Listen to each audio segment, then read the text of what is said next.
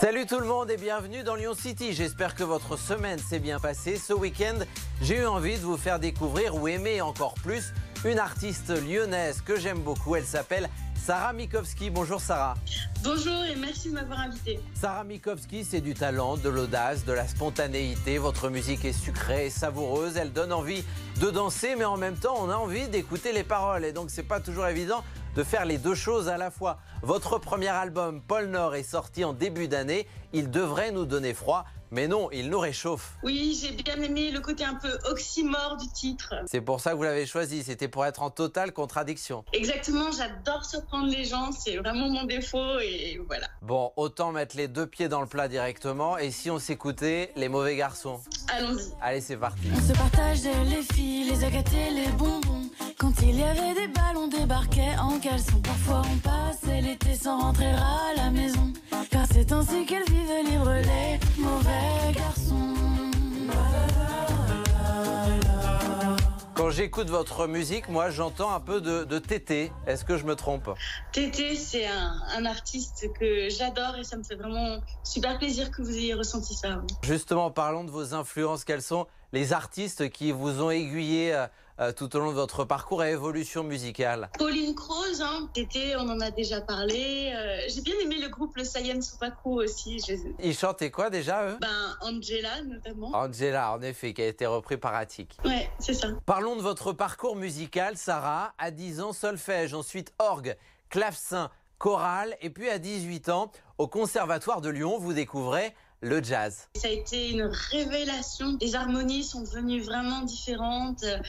Et puis, il y avait ce côté un peu afro-américain qui m'a bouleversée. Ma chanson préférée, c'est La Pente Douce. C'est une chanson pleine d'espoir. Je l'ai écrite à un moment où, justement, dans ma vie, ça allait pas trop. Et c'est une chanson qui m'a aidée, d'une certaine façon, à remonter la pente. Extrait. J'ai tout, mais tout me semble si fragile. Surtout, ne me raconte pas la fin. J'ai tout, mais tout me semble si futile. Surtout, ne me réveillez pas demain. Voilà, je vous l'avais dit que ça donnait envie de danser. La Pente Douce qui mène à la Croix-Rousse. Je crois que vous avez commencé votre carrière musicale en toquant sur tous les comptoirs des petits cafés, des petits bars de la Croix-Rousse. Tout à fait, en fait, pour la petite histoire, les patrons me disaient « Mais est-ce que tu as un disque ?» Et je leur disais « Non, mais écoutez, là, je vais vous jouer un petit morceau et vous allez voir, vous allez me programmer. » Alors, vous jouiez quoi là, à l'époque?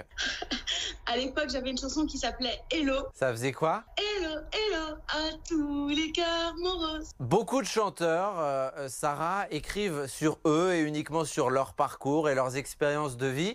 Vous, j'ai l'impression que vous écrivez évidemment sur vous et ce qui a pu se passer dans votre vie, mais vous écrivez aussi sur les autres. Et j'aime bien aussi brouiller les pistes. On ne peut pas toujours écrire que sur soi, parce que ce serait fatigant pour l'ego au bout d'un moment. C'est vrai, c'est pas faux.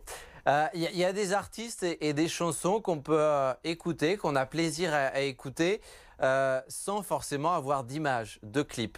Vous, c'est assez particulier parce que je trouve que ça apporte vachement un truc en plus de vous regarder, donc sans doute aussi sur scène, mais à travers vos clips également disponibles pendant ce confinement sur YouTube. Vous donnez le sourire, on entend de la poésie, vous partagez de la joie. Alors ça me fait super plaisir que vous dites ça parce que la vidéo au début c'était vraiment mon ennemi. Ça se voit pas du tout. Et maintenant, j'ai lancé une chaîne YouTube. La situation est compliquée pour tous les artistes. Est-ce que vous avez des projets en tête, des envies de scène, j'imagine? Oui, alors moi j'espère être sur scène le 10 janvier à la Comédie Odéon et le 23 janvier à la Maison pour tous d'Hérency. On croise les doigts, je suis une incorrigible optimiste. Eh ben, c'est tout ce qu'on vous souhaite, Sarah. Question, vous n'êtes pas obligé de répondre, question peut-être indiscrète. Est-ce que c'est de la musique à plein temps que vous faites ou est-ce que vous travaillez à côté? Je fais de la musique à plein temps, mais on va dire que je me suis rendu compte que j'avais besoin d'une routine dans ma semaine. Et du coup, je dirige aussi des chorales. Ah, ben ça c'est magnifique. Sarah, restez avec nous chaque semaine. Je demande à mon invité de me conseiller, de nous orienter tous dans nos choix culture pour nous occuper à la maison. C'est parti. Vous nous conseillez de regarder, alors il faut avoir un peu de temps, Le Seigneur des Anneaux, le premier numéro, La Communauté de l'Anneau. sorti en 2001. J'adore ce film, ça me rappelle un peu mon adolescence, avec la découverte des elfes, la musique est à tomber par terre. Pourquoi le 1 en particulier? C'est la rencontre avec les personnages, puis il y a aussi une grande place qui est laissée à mon elfe préféré qui est Galadriel. Ah, vous êtes amoureuse? Presque. Côté lecture, vous nous conseillez d'ouvrir un recueil de poèmes sorti en 1877 de Monsieur Victor Hugo. C'est pas le plus connu des recueils de poèmes, mais c'est vraiment mon préféré. C'est le dernier recueil qu'il a écrit à la fin de sa vie et il est dédié à ses petits-enfants. L'art d'être grand-père de Victor Hugo, publié en 1877. Pour le bien de nos oreilles, vous nous conseillez d'écouter Les gens qui doutent d'Anne Sylvestre, sorti en 77, 1900 cette fois-ci. On se reconnaît tous dans cette chanson parce qu'on a tous un jour douté, on s'est tous sentis des fois un peu invisibles. Donc Les gens qui doutent d'Anne Sylvestre, je pense que c'est une chanson qui parle à tout le monde. Allez, à moi de vous parler de quelque chose. Vous le savez, le monde de la culture est totalement groggy depuis quelques mois, totalement négligé car jugé non essentiel. Et on le sait désormais, finalement, salles de spectacle et musées ne pourront pas rouvrir ce mardi. On va prendre la température du côté du musée des Confluences où nous attend Cédric. Bonjour Cédric. Bonjour Colin. Alors j'imagine que la déception est grande, elle est immense. Comment vous envisagez les choses désormais? Avec beaucoup d'incertitude, à vrai dire, un peu de tristesse parce que c'est un vrai coup dur pour le musée, pour les musées. Il faut quand même savoir qu'il y a 10 000 musées en France.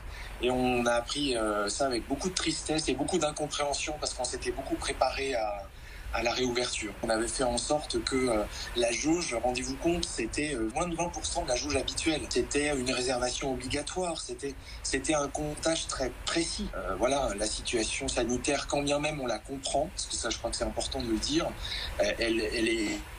Dans nos établissements, elle permet d'être contrôlée.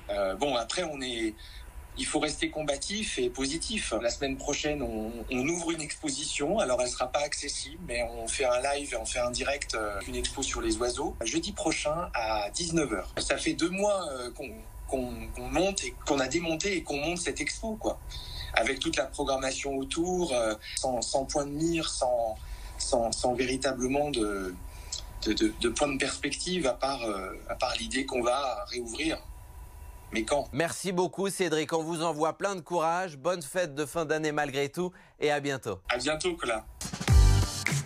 Allez, on retrouve une dernière fois Sarah Mikowski et je le rappelle, son premier album Pôle Nord à mettre pourquoi pas au pied du sapin en ces fêtes de fin d'année. Sarah, je demande toujours à mon invité pour terminer ce qu'il écrirait, quelques mots sur une carte postale de confiné. Ah ben je sais, on va bientôt boire un verre. Chin chin, voilà, et à chaque fois il faut que vous donniez le sourire, c'est ce qu'on ressent aussi dans votre musique. Merci beaucoup Sarah Mikowski et à bientôt. À bientôt, merci.